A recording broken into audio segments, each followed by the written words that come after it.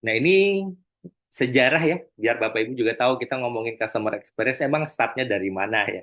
Ini sejarahnya adalah populernya di tahun 90-an oleh Lewis Carbon sama Stephen Hackel ya. Dia nulis buku tentang, sebenarnya bukan buku, tapi seperti jurnal gitu. Engineering Customer Experience. Nah, inilah mulai populer istilah customer experience. Dilengkapi di awal 2000-an melalui buku The Experience Economy oleh Joseph Pine dan James Gilmore ya. Jadi udah ada transisi ya dari komoditas menjadi produk, produk menjadi service, service menjadi experience.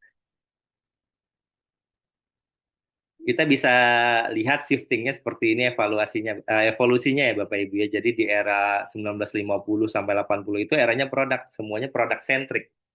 Jadi produknya dibangun secara massal gitu ya. Tidak ada yang berbeda kan. Tapi kadang-kadang orang akhirnya tidak butuh semua fitur di satu produk gitu kan. Jadi tidak ada yang namanya personalisasi. Baru di era 90-an gitu, di era pelayanan muncul yang namanya personalisasi melalui pelayanan pelanggan gitu Bapak Ibu. Nah, di era 2010 ke atas, itu daerah digital dan data. Personalisasinya bisa lebih mudah, lebih cepat dengan adanya CRM, Customer Data Platform, Omnichannel, dengan adanya data ya Internet of Things gitu. Jadi semuanya terkonek melalui digital. Nah, di era 2020 ke atas, sekarang daerahnya experience ya, Bapak Ibu, sebagai diferensiasinya. Jadi, CX sebagai pembeda utama brand. Kenapa? Karena kita bisa melihat nanti dari sini.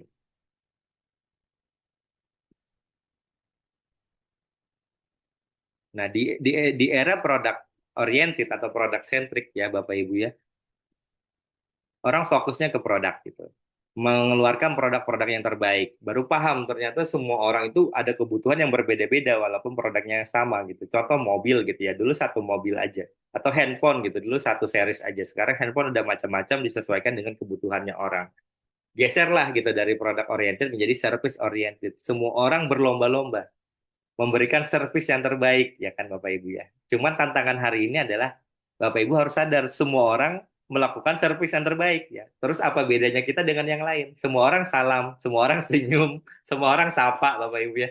Semua orang menggunakan WhatsApp untuk melakukan itu. Sekarang apa bedanya servis kita dengan servis yang lain?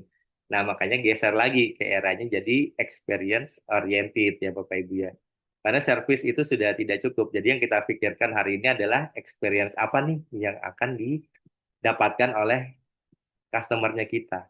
Nah, experience oriented ini memaksa kita harus berpikirnya holistik, tidak bisa hanya customer centric Bapak Ibu hari ini gitu. Karena customer centric mikirnya customer sebagai pelanggan yang menggunakan produk atau jasa kita. Sekarang lebih luas lagi mikirnya human centric.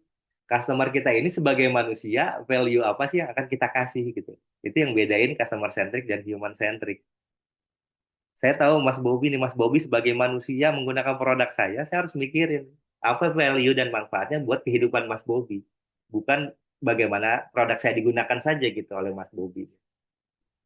Jadi gesernya sekarang banyak ke human centric. Jadi mikirin sebagai manusia itu kita bisa dibantu dengan customer research behavior ya Bapak Ibu ya. Nah, yang paling penting kalau kita bangun customer experience management, customer experience Bapak Ibu ya harus paham customer experience management. Berarti kita harus punya customer journey ya. Customer journey ini penting sekali untuk kita bisa mengidentifikasi di mana sih bisnis bisa di-create gitu Bapak Ibu ya. So di sini akuisisi, ini duit masuk nih Bapak Ibu dari customer baru. Kemudian di sini di retention, duit masuk lagi Bapak Ibu dari customer existing yang udah pernah pakai produk kita ya kan. Kemudian ada lagi satu advocacy atau referral, duit masuk dari customer existing kita yang mencarikan kita pelanggan baru ya kan Bapak Ibu. Nah, dari customer journey mapping ini nanti kita bisa tahu pain point-nya di mana. Banyaknya orang yang akhirnya tidak terjadi transaksi bisnis atau menyebabkan customer loyal itu di mana. Kalau masalahnya di awareness, susah kita dapat lead. Kalau lead susah, apalagi akuisisi ya Bapak Ibu ya. Kalau masalah kita di retensi, berarti kebanyakan customer baru, tapi customer loyalnya lepas-lepas semua. Berarti ada masalah di pengelolaan customernya kita gitu Bapak Ibu. Jadi kita temukan pain point, akhirnya kita temukan gain point-nya. Value proposition apa. Yang sehingga di semua titik-titik bisnis ini, kita tetap bisa menjaga pertumbuhan bisnisnya kita.